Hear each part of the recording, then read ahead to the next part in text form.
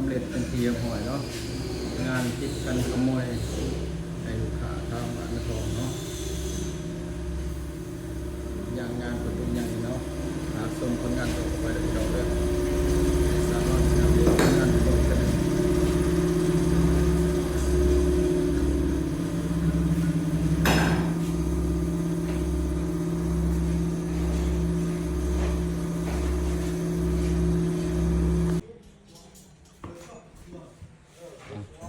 ทีมงานสร้างรอนกำลัง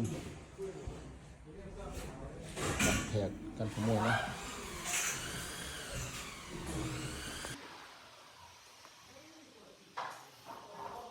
เดินทางมาเหาะหนางานเนาะ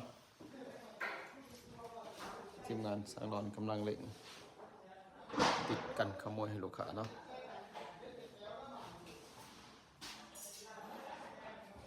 ลูกค้าทางบ้านนาทรเนาะเป็นมาใส่บริการจำนวน12 ฟองกันขโมยสแตนเลสเนาะและประตูหน้าบ้านจะเป็นประตูเล็กผสมโลมิเนียมลายใหม่เนาะอาจจะผสมเล็กดัดอิตาลีเนาะโอ้เพิ่นเลือกงามลายสุดยอดพี่น้องกันขโมย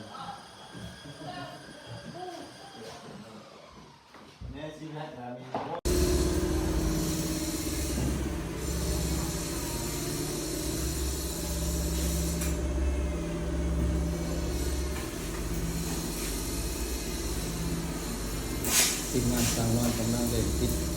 กันขโมยลูกค้าเนาะอ๋อเพื่อนคนวิวงามดีเนาะเพื่อนก็งามวิวก็งามเนาะแต่แบบกันขโมยคือคนเลือกงามเนาะ